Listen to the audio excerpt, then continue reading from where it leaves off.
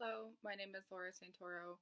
I'm currently an LPN in a doctor's office, and today I want to talk about the issue of nurse to patient ratios. Nurse to patient ratios are extremely important when it comes to healthcare, and when you're trying to rush through a patient or you're distracted with a phone call, that is a high risk for an error and can ultimately end someone's life. Right now, I work in a doctor's office with one other nurse, and we have 5 providers. Throughout the day, we're giving vaccines to all of the patients, we're helping medical assistants, we're triaging phone calls, we're taking a lot of phone calls, we're helping our front desk with staff, and we're also trying to do flu clinics during the day. 2 providers for 5 nurses is absolutely not enough, and not a lot of work is getting done. There's a lot of things that are really important that aren't getting done, like medication refills and triage calls.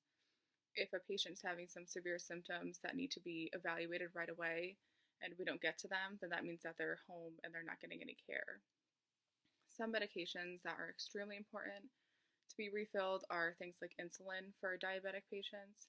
This is something that goes by hourly that they need all throughout the day, and if that's not refilled on a Friday, they go the weekend without it, they could end up in the hospital, and that's ultimately our fault.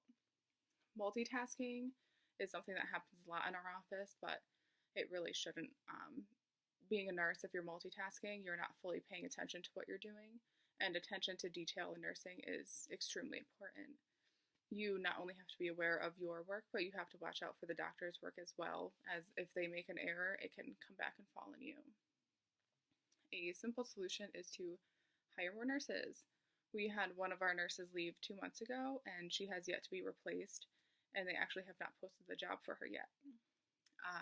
I think our short staff in our office is important for us, and this happens all over in the healthcare field, unfortunately.